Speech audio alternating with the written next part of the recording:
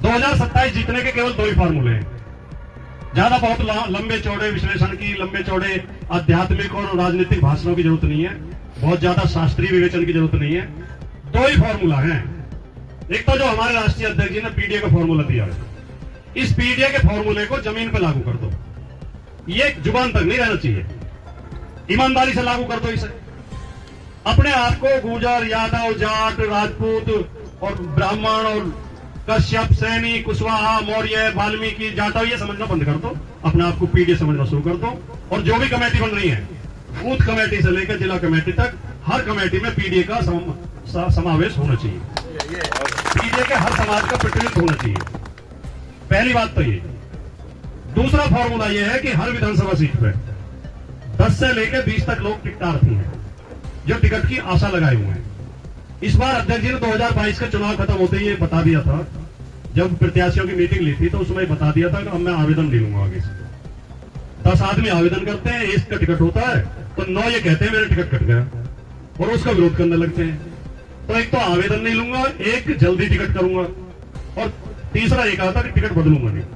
सोच समझ के, सर्वे करा के, रिपोर्ट लेके जिस आदमी का टिकट कर देंगे उसे ही चुनाव लड़ाएंगे। तो जो टिकटार्थी हैं वो ये है जो उम्मीद लगाए बैठे, जो वहां जा जाके कह रहे हैं, क्षेत्र में तैयारी कर रहे हैं, वह ये तय कर लें कि भाई हम टिकट तो मांगेंगे खूब जोरदार तरीके से, अपनी सिफारिश भी करेंगे, अपनी बात भी कहेंगे, लेकिन अगर टिकट पार्टी जिसे दे देगी उसे ईमानदारी से लड़वाएंगे। तो आपकी सरकार बनने से कोई नहीं रोक सकता।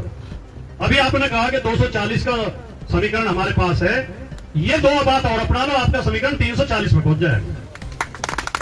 आज ये हमारा सौभाग्य है कि समाजवादी पार्टी को इतना शानदार नेतृत्व मिला है, इतने अच्छे नेता हमें मिले, इतने मिलनसार, इतने मृदुभाषी, इतने सबके दुख दर्द को समझने वाले, संवेदनशील, सबकी मदद करने वाले, समय देने वाले शानदार नेता हमें मिले हैं। ये हमारा सौभाग्य है।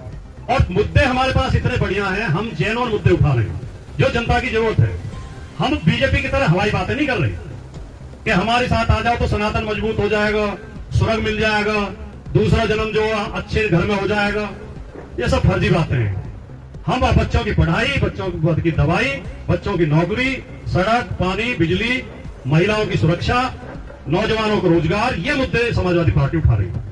आपसी भाईचारा, नफरत को दूर करना है, आपसी भाईचारा बनाना है, देश को मजबूत करना है। समाजवादी पार्टी के मुद्दे सही है, समाजवादी पार्टी का नेता सही है, समाजवादी पार्टी की नीयत सही है, नीति सही है, और समाजवादी पार्टी के सामने जिस पार्टी से हमारा मुकाबला है उससे लोगों में नाराजगी बहुत ज्यादा है। योगी सरकार ने जो जुल्म जाति इस उत्तर प्रदेश में की है, 3 ही चीजों का योगी ने प्रयोग किया है लगातार: फर्जी मुकदमे, फर्जी मुठभेड़ और बुलडोजर। बुलडोजर लगा लगा के लोगों के जायज मकान तोड़ दिए गए।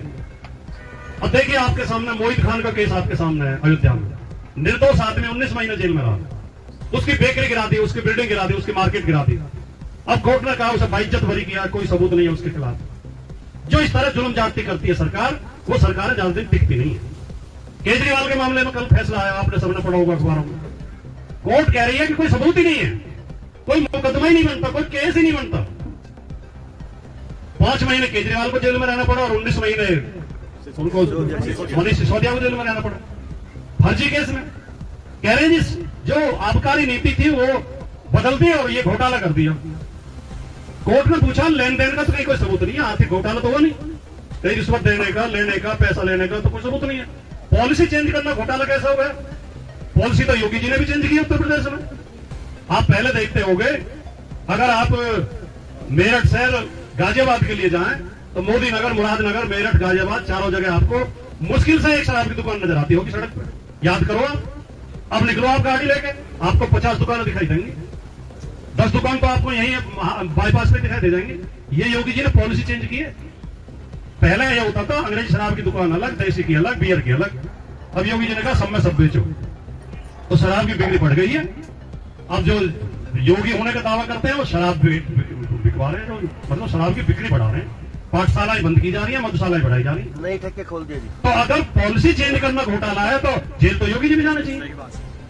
तो सरकार रोजाना गलती पे गलती कर रही है और हमारे नेता रोजाना शानदार तरीके से लोगों की मदद कर रहे हैं। समाजवादी पार्टी को हराने वाली कोई पार्टी इस प्रदेश में अब है नहीं। अगर समाजवादी पार्टी को हरा सकती है तो खुद समाजवादी पार्टी हरा सकती है। समाजवादी पार्टी का एक एक कार्यकर्ता ये तय कर ले, सरकार बनेगी विधायकों से, सरकार तो बनाना चाहते हैं, अपने विधायक को हराने में लग जाते हैं। फिर कैसे सरकार बनेगी? जिसे अखिलेश यादव जी टिकट देकर भेज दें, उसकी हमें मदद करनी है, जी जान से उसे चुनाव लड़वाना है, चाहे वो हमारा विरोधी भी है। हमें अखिलेश यादव की तरफ देखना है, ना कि विधायक प्रत्याशी की तरफ। हमें अखिलेश यादव जी को मुख्यमंत्री की कुर्सी पर बैठाना है, हमें समाजवादी पार्टी की सरकार बनानी है। ये तय कर लोगे तो आपकी 350 सीटों के साथ उत्तर प्रदेश में सरकार बनेगी। और अगर आपकी सरकार बनेगी तो जो अखिलेश यादव जी ने 2012 में काम शुरू किए थे वो दोबारा शुरू होंगे, जिन्हें योगी जी ने बंद कर दिया।